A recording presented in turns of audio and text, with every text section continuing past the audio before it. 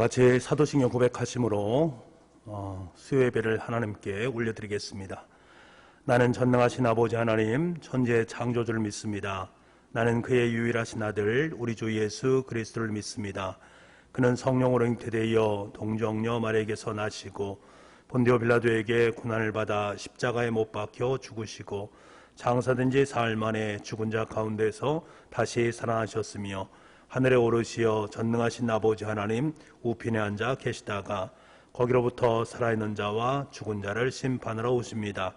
나는 성령을 믿으며 거룩한 공교회와 성도의 교제와 죄를 용서받는 것과 몸의 부활과 영생을 믿습니다. 아멘.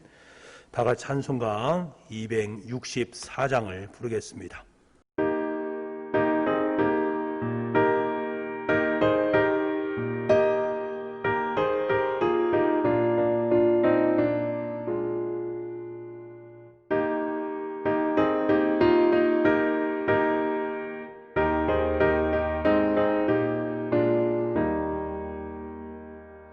정결하게 하는 셈이 나의 앞에 있던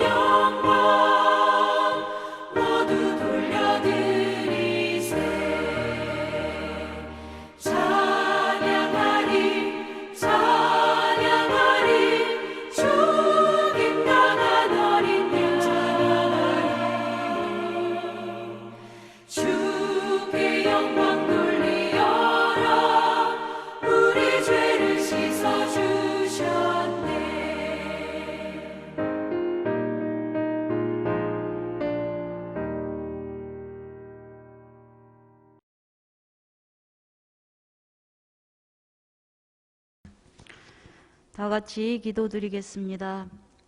예배의 자리로 부르신 하나님 아버지, 주님의 권속을 은혜의 자리로 불러 영과 진리로 예배하게 하셨사오니 영광을 드립니다. 신령한 식탁으로 인하여 천국의 은혜를 누리는 한 시간 되게 하여 주시옵소서. 입술로는 주님을 따르고 십자가를 바라본다 하면서도 저희들의 마음을 채울 세상의 일들에 주목하여 지내온 죄를 회개합니다. 용서하여 주시옵소서. 주님보다는 저희들을 만족해 해주는 일들을 더 바라보면서 지내온 삶을 불쌍히 여겨 주시옵소서. 설교를 준비하신 목사님에게 성령의 능력이 더해지기 원합니다. 이제 저희들을 겸손히 말씀을 듣게 하여 주시옵소서. 말씀으로 새 힘을 얻게 하여 주시옵소서. 그 말씀의 약속이 이루어지는 것을 소망하게 하여 주시옵소서. 사랑의 하나님 아버지, 북북교회 성도들이 찬양으로 주님과 함께 걷는 하루하루가 되게 하여 주시옵소서. 주님의 영화로우심을 찬양하게 도와 주시옵소서. 살아계신 하나님 아버지, 코로나19가 하루빨리 종식되어지고 예배와 말씀이 살아나는 저희 나라와 지구촌 모든 식구들이 되게 하여 주시옵소서. 사랑의 하나님 아버지, 저희 교회 식구들이 건강한 삶을 살아가도록 도와주시옵소서. 갑작스럽게 찾아온 질병으로 인하여 병상에 눕게 된 이들을 어루만져 주시옵소서. 안타깝게도 여러 가지 사정이 있어 예배에 함께 참여치 못한 성도들을 기억하여 주시옵소서. 이날을 지키는 성도들에게는 하늘의 복으로 은혜를 누리게 하여 주시옵소서. 예수님 거룩하신 이름으로 기도했사옵나이다. 아멘.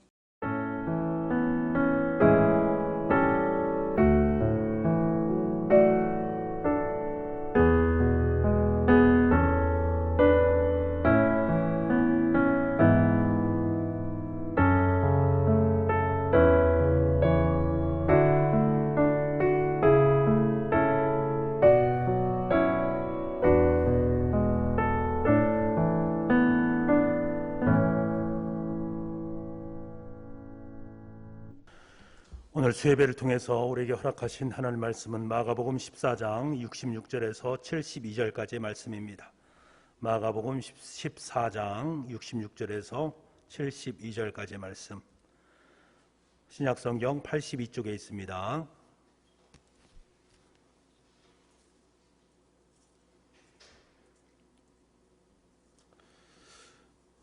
우리 이 말씀을 함께 읽도록 하겠습니다. 66절입니다. 베드로는 아랫뜰에 있더니 대장의 여종 하나가 와서 베드로가 불 쬐고 있는 것을 보고 주목하여 이르되 너도 나사렛 예수와 함께 있었도다 하거늘 베드로가 부인하여 이르되 나는 내가 말하는 것이 무엇인지 알지도 못하고 깨닫지도 못하겠노라 하며 앞들로 나갈새 여종이 그를 보고 곁에 서 있는 자들에게 다시 이르되 이 사람은 그 도당이라 하되 또 부인하더라. 조금 후에 곁에 서 있는 사람들이 다시 베드로에게 말하되 너도 갈릴리 사람이니 참으로 그 도당이니라.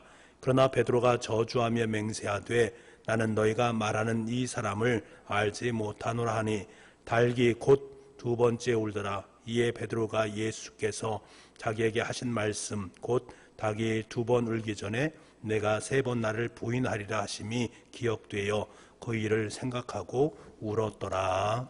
아멘.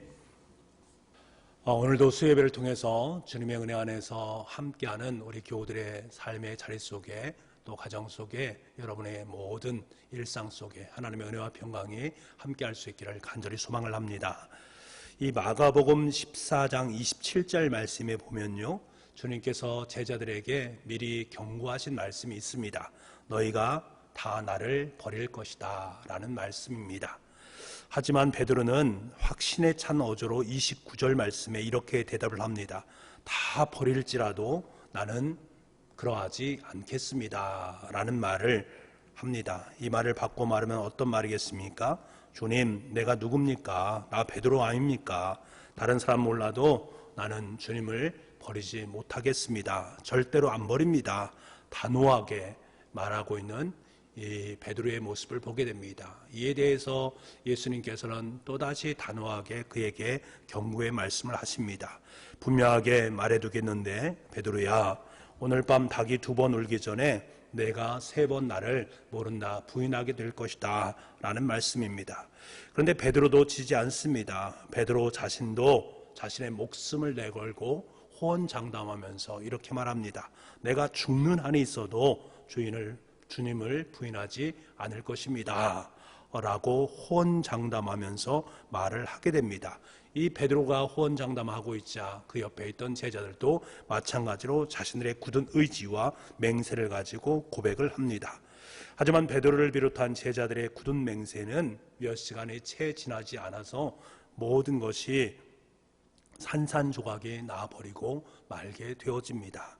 오늘 본문은 그토록 의풍당당했던 베드로의 용기가 얼마나 허세였는지 적나라하게 다 드러나고 있는데요. 우리 66절의 말씀을 함께 보기를 원합니다. 66절입니다. 시작. 베드로는 아랫뜰에 있더니 대제사장의 여종 하나가 와서. 여러분, 그래도 베드로는 베드로 아니겠습니까? 다른 제자들은 주님이 체포될 때에 모두가 다 도망쳐 버렸습니다만 이 베드로는 그럼에도 불구하고 주님의 주변을 지키고 있는 모습들을 보게 됩니다. 이 54절에 따르면 베드로는 마치 자신은 지금 벌어지고 있는 살벌한 광경 가운데에서 별다른 영향력을 행사한 사람이 아니나 또 예수님과 관계없는 사람처럼 아랫사람들과 함께 앉아서 불을 쬐고 있는 것입니다. 겉으로는 태어난 척하면서 나와 전혀 관계없는 사람인 것처럼 생각하고 있고 행동하고 있는 그의 모습을 보게 됩니다. 이때 여종 하나가 베드로를 유심히 쳐다보다가 얘기합니다. 당신도 나사렛 예수와 함께한 사람 아닙니까? 라고 말을 하게 되지요. 순간에 모든 사람들이 베드로를 다 쳐다볼 것 아니겠습니까? 여러분, 나사렛 예수란 것은 무엇을 말합니까? 대제사장의 무리들과 유대인들이 주님을 박해하면서 부르는 표현, 주님을 무시할 때 부르는 표현이 바로 나사렛 예수라는 것 아니겠습니까? 나사렛 출신 촌뜨기 예수의 일행으로 몰린 채 사람들의 시선이 일제히 자신에게 꽂히게 되어지자 베드로의 호언장담은 여지없이 무너지게 되어버립니다. 68절 말씀입니다. 우리 68절 말씀을 함께 보겠습니다. 같이 읽겠습니다. 시작. 베드로가 부인하여 이르되 나는 내가 말하는 것이 무엇인지 알지도 못하고 깨닫지도 못하겠노라. 첫 번째 부인입니다. 물론 첫 번째는 그럴 수 있지 않겠습니까? 전혀 예상치 못한 시간에 전혀 예상치 못한 방법을 가지고 들이대니까 그가 이렇게 실수를 할 수도 있습니다. 전혀 뜻밖의 상황에서 얼떨떨한 상황 속에서 그러할 수도 있습니다. 우리는 이해할 수 있습니다. 베드로는 이 사람이 지금 무슨 소리 하는 거야 라면서 슬그머니 그 자리를 피하게 되지요. 그리고 그가 걸어간 곳이 어디입니까? 앞뜰로 들어가게 됩니다. 거기는 주님의 재판이 벌어지고 있는 현장이었습니다. 여러분, 이 또한 베드로의 허세가 그 속에 담겨져 있는 모습을 보지 않습니까? 아랫뜰에서 앞뜰로 멀찌감치 재판을 지켜보다가 재판 현장에 더 가까이 가고 있는 그의 모습을 보게 됩니다. 이 모습은 자신의 당혹스러움을 감추고 동시에 재판을 받고 있는 그 사람, 예수님과는 전혀 관계없는 사람인 척하고 있는 그의 모습, 그 행동을 보여주고 있는 베드로의 교묘한 꼼수와도 같은 행동인 것을 우리는 알게 되는 것들이지요. 이런 꼼수 같은 베드로의 행동은 얼마 가지 않아 들통이 나고 맙니다. 거기 있던 다른 여종이 또다시 주변 사람들에게 베드로의 정체를 드러내자 그 자리에도 베드로는 주님을 모른다라고 딱 잡아떼고 있는 그의 모습을 보게 됩니다.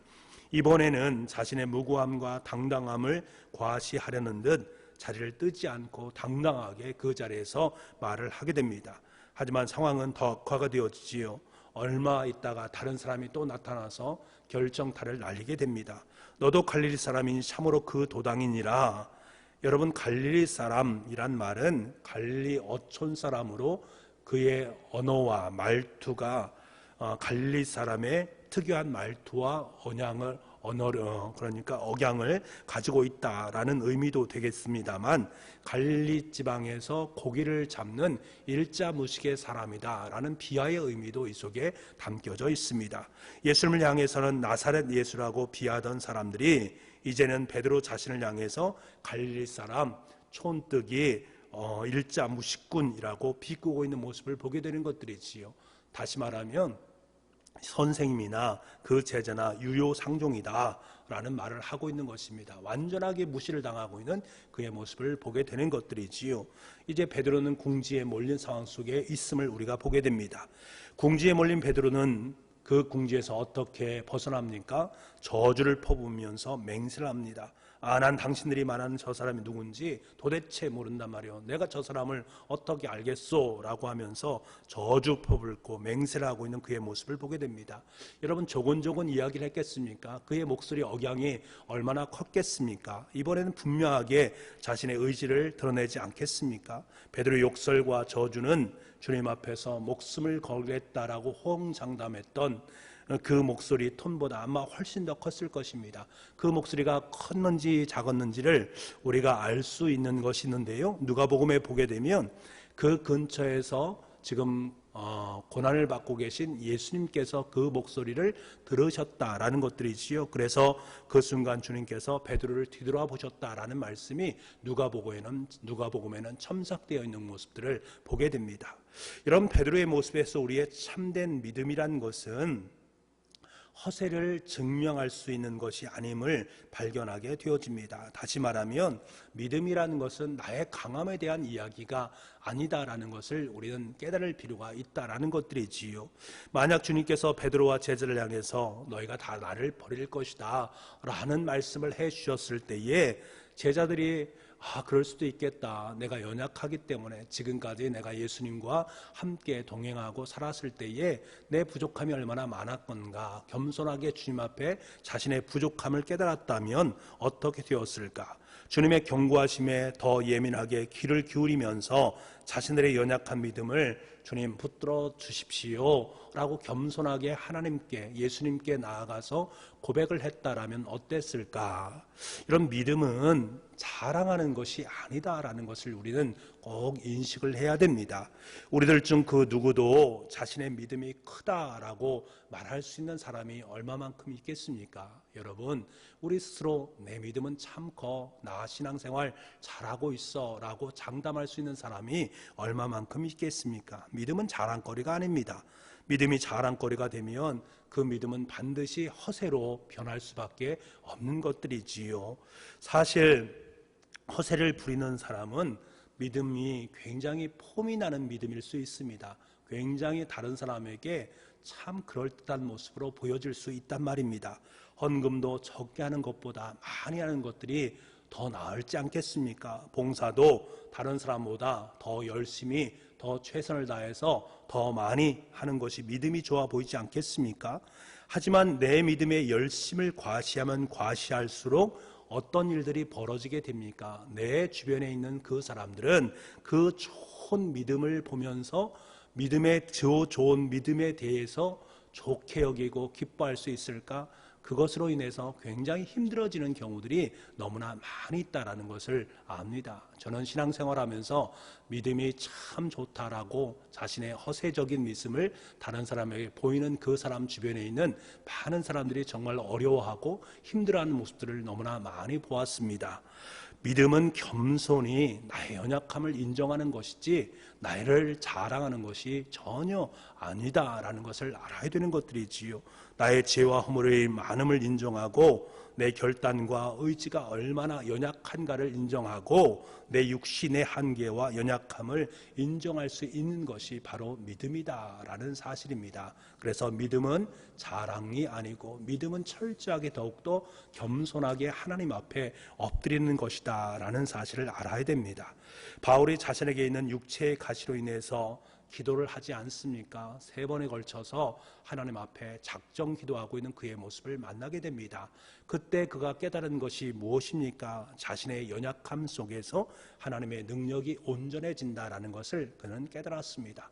내가 기도하면 기도할수록 하나님께서 내 삶 속에 주신 것이 무엇입니까? 넌 연약한 존재다. 너는 연약한 존재다. 그렇기 때문에 너는 연약한 그 힘으로 하나님의 일을 할 수가 없다. 그래서 내가 너에게 하나님의 능력을 허락해 주겠다. 그 능력으로 온전하게 하나님의 귀한 믿음의 귀한 사역들을 감당해낼 수 있었던 것입니다. 우리가 우리의 연약함을 인정할 때에 그때 우리는 우리의 능력이 되시고 우리의 강함이 되시는 주님께서 우리의 삶의 자리 속에 더 강력하게 역사하시게 되어진다. 그 주님을 의지하면서 주님의 귀한 사역들을 감당하는 것들이 가장 귀하고 복된 것임을 우리에게 일깨워 주는 것입니다. 사람이 아무리 강하다 한들 하나님의 약하심보다 강하지 않습니다. 사람이 아무리 지혜롭다 한들 하나님의 어리석음보다 지혜로울 수 없는 것입니다. 하나님 우리의 생각보다 더 크시고 우리가 가지고 우리가 생각하고 우리가 꿈꾸는 그 모든 것보다 더 깊으신 분이 바로 하나님 아니시겠습니까? 그 하나님을 인정하게 된다면 우리는 그 하나님 앞에 엎드릴 수밖에 없는 것입니다. 이것이 진정한 믿음이 될 수 있다는 거예요. 그러므로 사랑하는 부부가족 여러분, 우리의 믿음을 자랑하지 마시기 바랍니다. 여러분의 믿음을 자랑하지 마시기 바랍니다. 믿음은 자랑하는 것이 아니라 묵묵히 주님의 뒤를 따라가는 것입니다. 주님께서 허락하신 십자가의 길을 묵묵히 기쁨으로 감사로 겸손히 따라가는 것을 의미합니다. 내 자신을 드러내는 것이 아니라 주님의 십자가 안에 우리를 감추는 것, 그것이 진정한 믿음이다라는 것을 온전히 여러분께서 기억해낼 수 있기를 원합니다. 내 믿음을 통해서 내가 드러나면 그것은 올바른 믿음이 아니라 허세에 지나지 않는다라는 사실, 우리의 믿음을 통해서 오직 주님만이 드러내고 높아지는 것이 참된 믿음이라는 사실을 오늘도 직시하면서 이 수예배를 통해서 내 믿음을 다시 한번 점검해 보면서 내 믿음을 자랑거리로 삼는 것이 아니라 겸손하게 주님 앞에 내 믿음 자체도 올려드리면서 주님의 길을 걷겠습니다. 묵묵히 기쁨으로 감사로 그 길을 걸어가는 믿음의 장부가 되겠습니다 라고 고백할 수 있는 저와 여러분, 그래서 정말로 우리 하나님의 나라를 위해서 아름답게 쓰임받는 믿음의 장부로 설 수 있는 저와 여러분 될 수 있기를 간절히 소망을 합니다. 기도하겠습니다. 하나님 아버지, 베드로를 비롯한 제자들의 허세의 모습, 바로 우리의 모습이었음을 고백합니다. 눈에 보이는 것을 좋아하는 우리는 우리의 믿음과 우리 열심히 인정받고 드러나기를 좋아합니다. 주님, 이러한 우리의 연약한 믿음과 어리석음이 있다면 다 용서하여 주시옵소서. 십자가 앞에서 잠잠하셨던 주님의 인내를 기억하게 도와주시고 우리 또한 우리의 십자가를 묵묵히 지고 갈 수 있는 믿음을 주님 허락하여 주옵소서.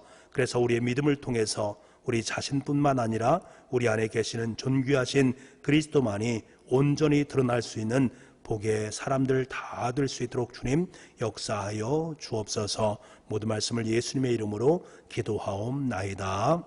아멘. 우리 다 같이 찬송가 212장을 찬양하겠습니다.